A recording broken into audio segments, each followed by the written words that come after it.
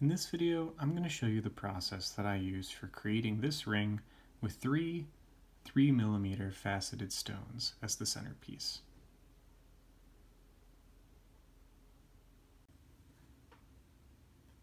The first thing that we're going to do is to create the setting for the face of the ring. I've gone ahead and cut two 3-inch segments of 21 gauge square, two 4-inch segments of 22 gauge half round, 2 feet of 28 gauge round, and I've selected some 3mm black spinels to set in the ring. I'm going to begin the weave for the setting by wrapping my wire twice around one of my 21 gauge squares with about 1/2 inch from the bottom. From there, I'm going to take both of my half rounds stacked on top of each other with the flat side facing down. Place those next to our square, and finally our second square all the way to the right. To weave, I'm going to take that 28 gauge down over the top of both half rounds, around my square once, straight back to the other side, and around my left square twice. That'll create a curve to the weave as we go. I'm going to go ahead and repeat that same process 3 more times. Going down over the top of both half rounds, around the square once, going underneath both half rounds, around my left square twice, and back down one more time.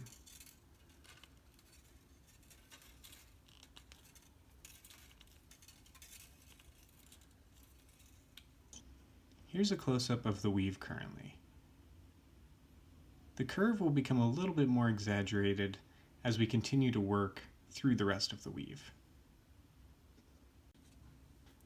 From this point, I'm going to take both half rounds, bend them straight up and out of the way at a 90-degree angle so I can begin to create the weave that'll go underneath the setting for the stones. For this weave, I'm going to bring it across to the right, wrap twice around the right, go back over to the left, wrapping 3 times around the left. So that again, the left side will have more coils around it so that the weave will gently curve off to the right side when we compress it. I'm going to repeat that same process.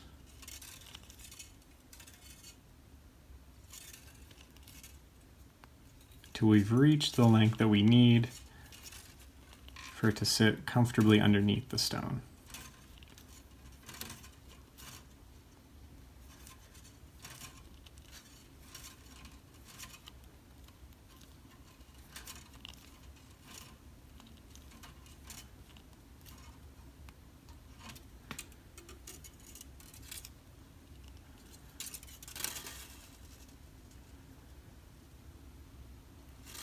I'll go ahead and show you what that looks like close up. You can see that the coil on the right has more exposed square wire in it than the coil on the left. Once we set the stone and go to compress that coil, it'll make the whole weave gently curve to the right side. Before we set the stone, I'm going to go ahead and bring both of our half rounds back into the piece. I'm going to take this left half round that was on the top of the 2, bring that to the center first, then the one from the right, so that they actually switch and almost twist on top of each other. To secure them, I'm going to repeat that same 3-part weave that we did in the beginning, where I come over the top of both half rounds, back down in between the square on the other side, wrapping once around the square, moving back down between and underneath both half rounds, coming up on the other side. From here, I'm going to go ahead and bend these straight down through the weave. That creates a little bit of a bump underneath the weave, or underneath the half rounds on top of the weave here, that I can slip a tool into to pry them up to set the stone. I like to use these little sunglass screwdrivers. It's just a flat screwdriver that I can use to pry the half round up from on top of the weave.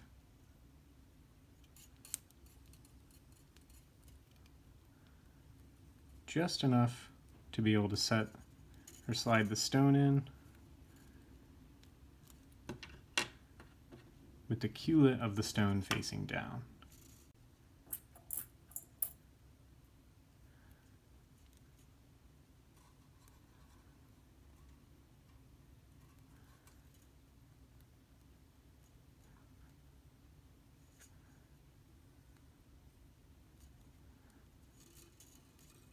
Once I have the stone sitting underneath the wires, I can go ahead and bring them back to the top. I like to pull them to their respective sides slightly, just to make sure everything is compressed. I'm pushing inward, and then I'm going to gently bend the whole structure towards the right, compressing the coils on that inward side. You want to make sure you don't over compress it and force the coils on the outside to separate. If you do it right, it'll give you this nice, gentle curve. Now that we're ready to move on to the second setting, I'm going to go ahead and bend our half round straight up out of the way once again. And this time I'm not going to put any curve into the weave. I'm just going to do it straight across between the two squares. I'm going to wrap twice around both square, just so that I don't have to cross back and forth between the two squares quite as frequently. Adding more coils around the squares gives a little bit less wire necessary to complete the length of the weave that we'll need, but it'll also create some gap between the wires crossing between the squares for the culet of the stone to sit down into.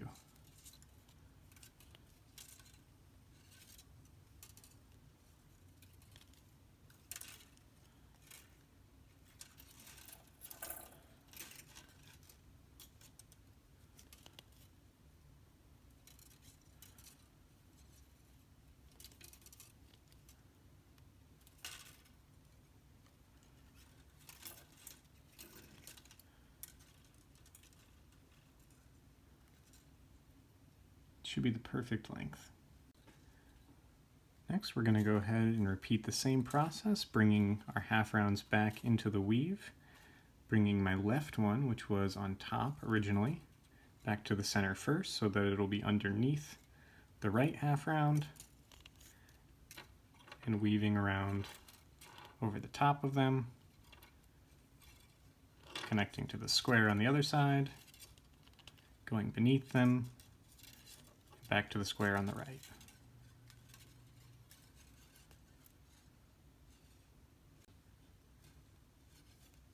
From here we can bend them straight down and use our tool to gently pry them up so we can slide our stone into the setting. Oops. With the culet of the stone going neatly into the gap in the weave that we created. Just gently pulling those tight over the top of the stone and compressing it.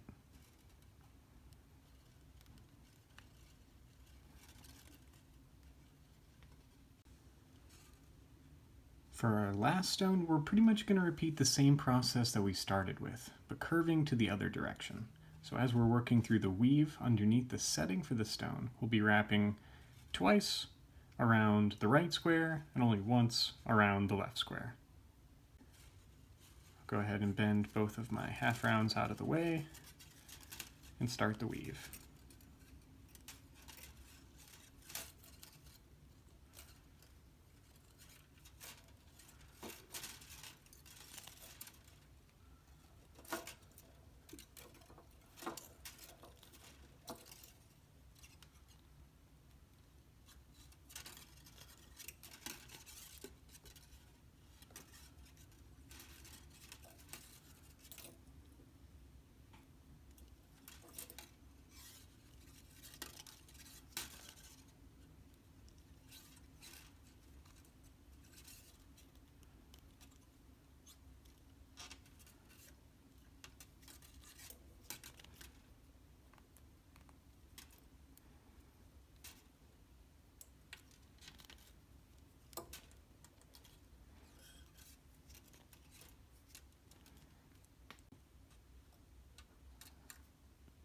To connect our half rounds, we're going to repeat the same process again, making sure that my top half round goes down between the two squares first. We're going to go over the top of them. When we get to the opposite side, we're just going to wrap once around that square. Come back to the other side, where we can wrap to secure it, so that we're creating the same pattern that we started with, just in opposite. But before we finish that pattern and curve it, I want to make sure that we set the stone first. So I'm going to go ahead and pry both the half rounds up so that we can slide a stone in.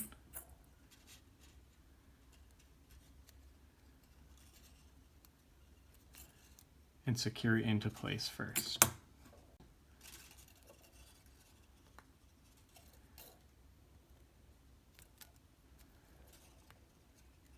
Now with my fingernail holding the weave all the way on the right down, I'm just going to go ahead and compress until I can see that those coils have all touched on the inside, and I haven't overextended the coils on the outside, and adjust my half rounds as necessary.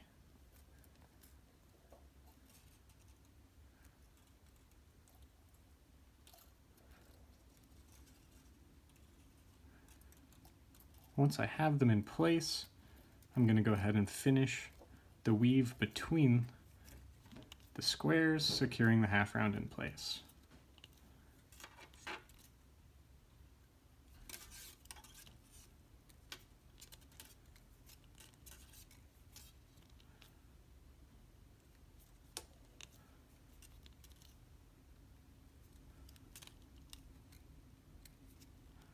Finishing the weave on my outside wire. Once I've finished that, I can go ahead and snip the 28 gauge ending off, making sure that the wire ending is tucked underneath our element that will connect to the shank of the ring.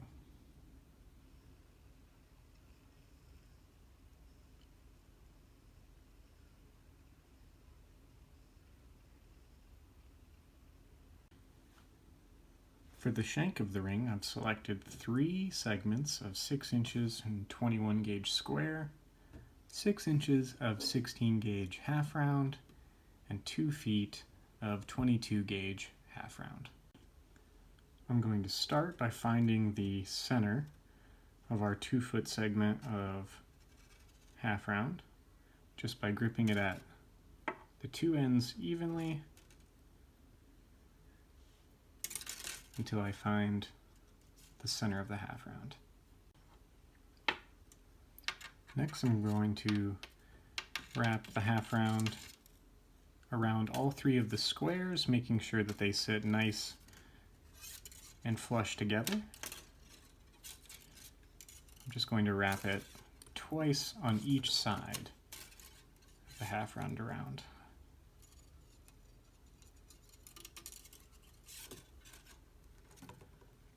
These endings are a little squirrely.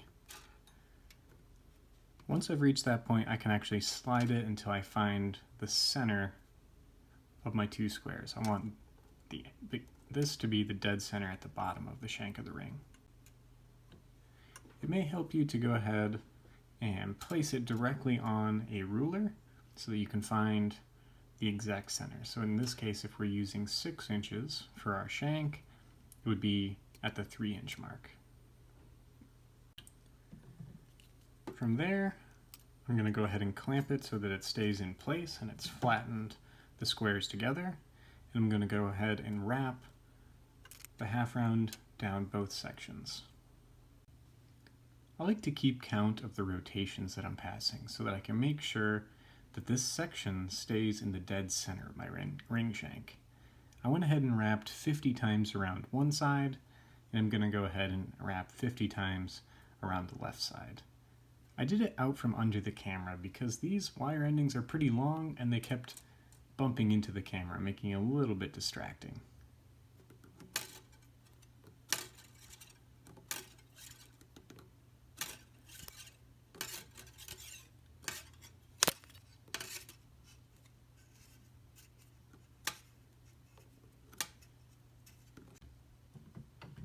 Once I've wrapped around, I do want to make sure that I flatten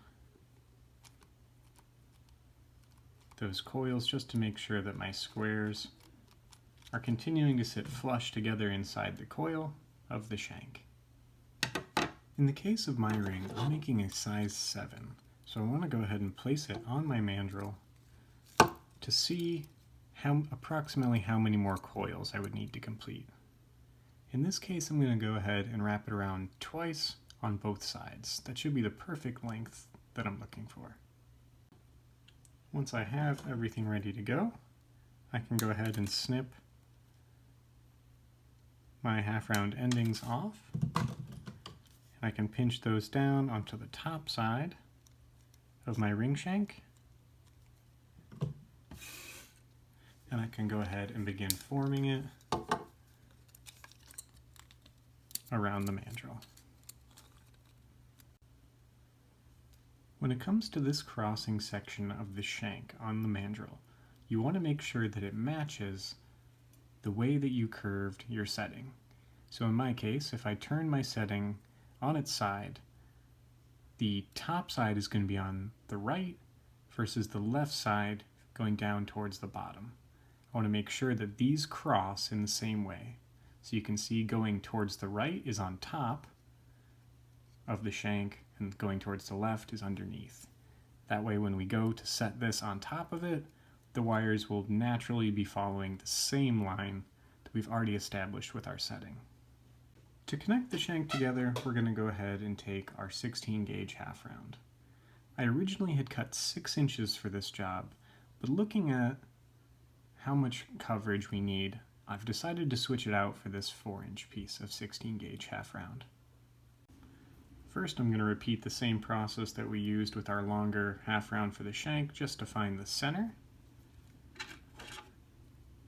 And I'm going to go ahead and feed it into the ring, wrapping both sections of square together.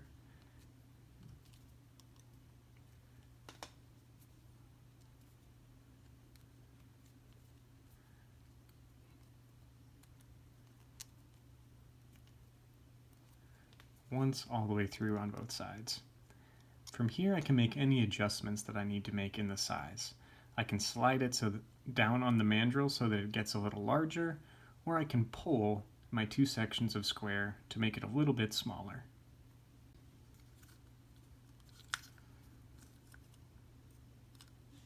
I do want to make sure that this half round section remains centered within the squares. So in my case, I'm going to slide it over just a little bit.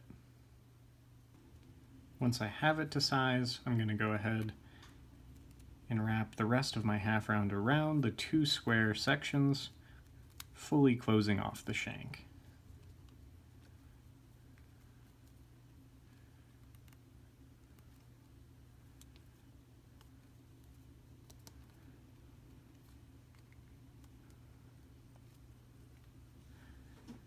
To To make sure that everything sits flat and flush on the finger, I'm going to use my pliers just to clamp down that half round. Make sure that it sits snugly, completing the circle. From here, I'm just going to test fit it one more time, making sure that it sits slightly loose over the section that we're looking for, because we are going to be adding a little bit of bulk as we connect these wires back into the shank. So it's okay if it sits just below the size you're actually looking for. I'm going to go ahead and bend my square sections at a 90-degree angle to lock it to size. And then I'm going to take my half round and cut those wire endings.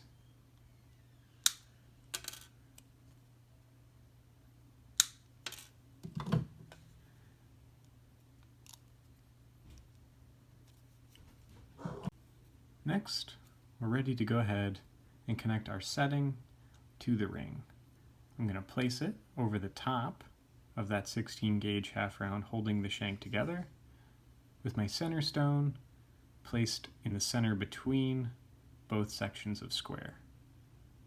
I'm going to compress the sides of my setting so that it bends it down along the round shape of the ring. To connect it, I'm going to go ahead and start with my centermost squares from our weave setting, bending them in and around the shank, making very sure that the flat side of the square faces inwards towards the finger. If it rotates at all, it'll create a sharp edge that'll be uncomfortable to the wearer.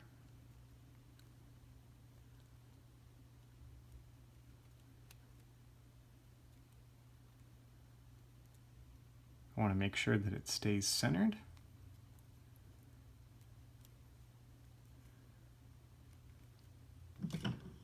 Then I can go ahead and cut the ending short.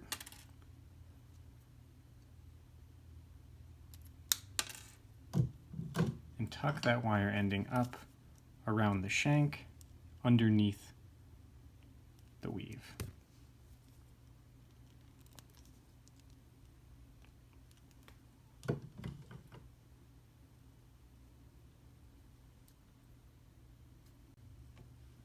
Next, I'm going to go ahead and do the same process with the two half rounds, bending them around the shank, trimming them short, and tucking them up underneath the weave next to that square.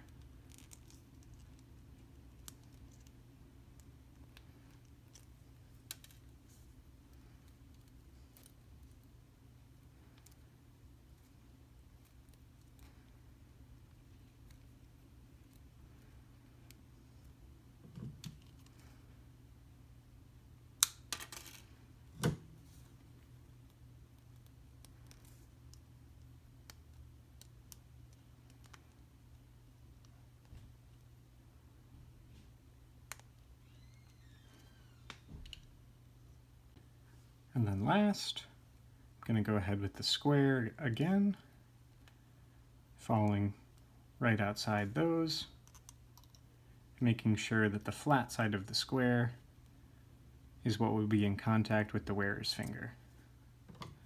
Trimming it short and flattening it to the edge of the shank.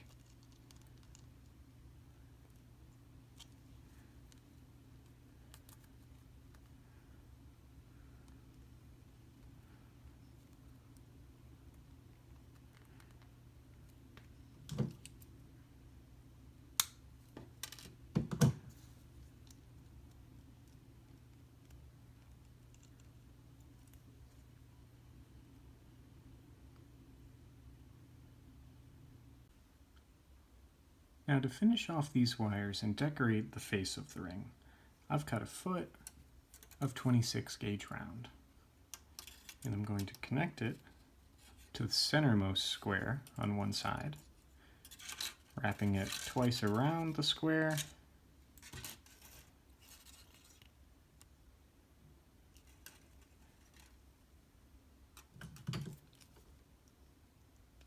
pinching it to shape around the square before sliding it down the wire all the way to its base, where I can continue to coil it from there.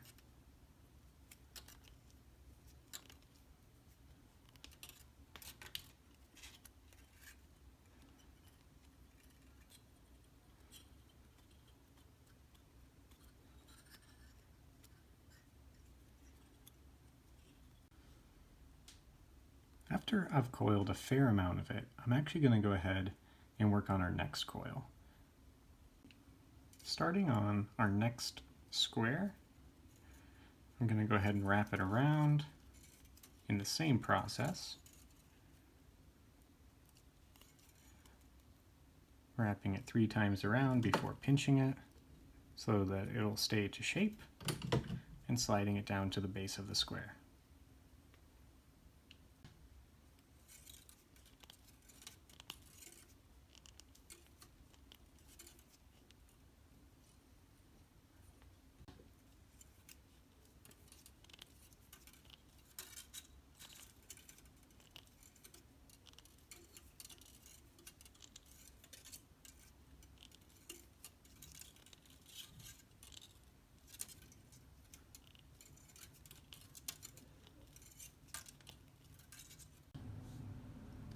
I went ahead and coiled 25 times with my 28 around this square wire. From here, I'm going to take that square around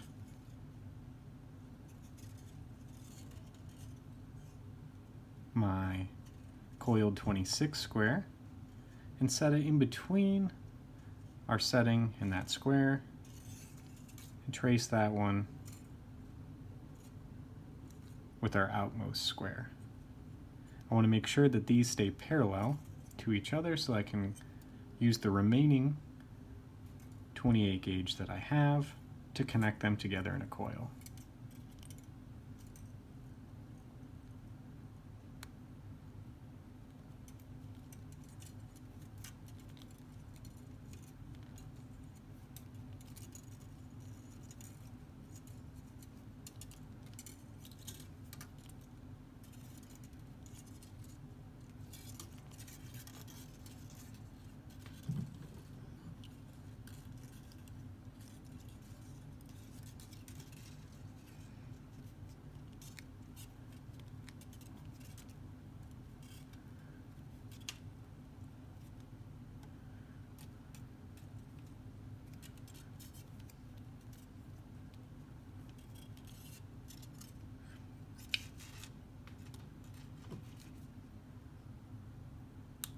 When I've reached the desired length, where that coil of the 2 squares together can sit comfortably alongside our setting, I've cut the ending, tucked it underneath, where it's ready to go ahead and connect to the shank of the ring just outside of our setting.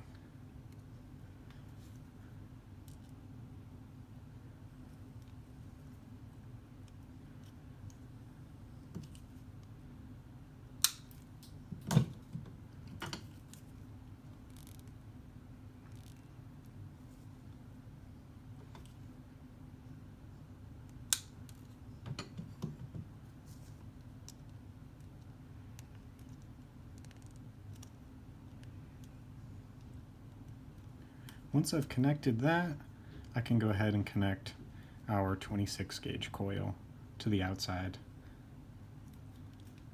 I'm going to cut off my excess 26.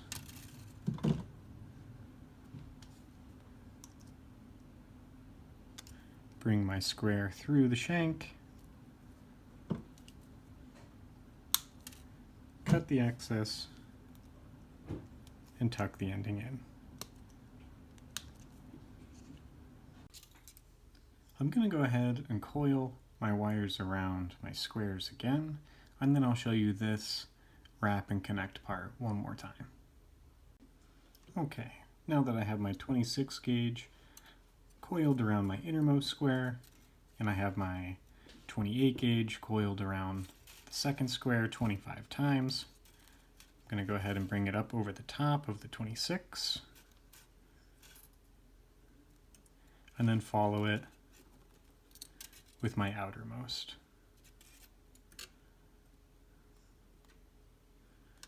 And from here I can go ahead and connect them into the same coil.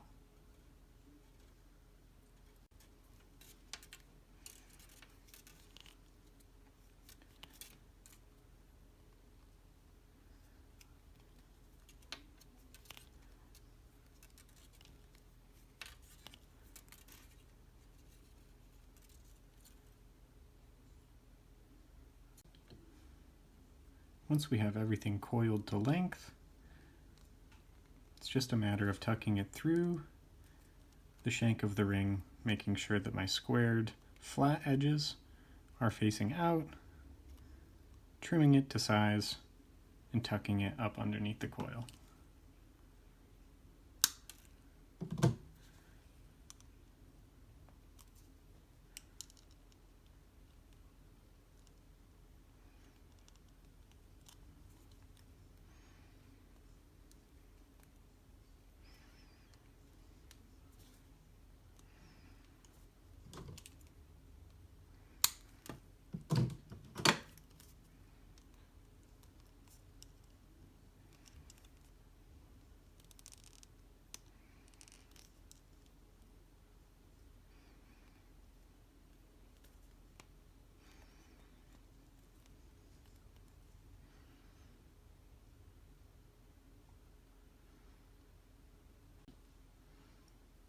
And here we have the finished product.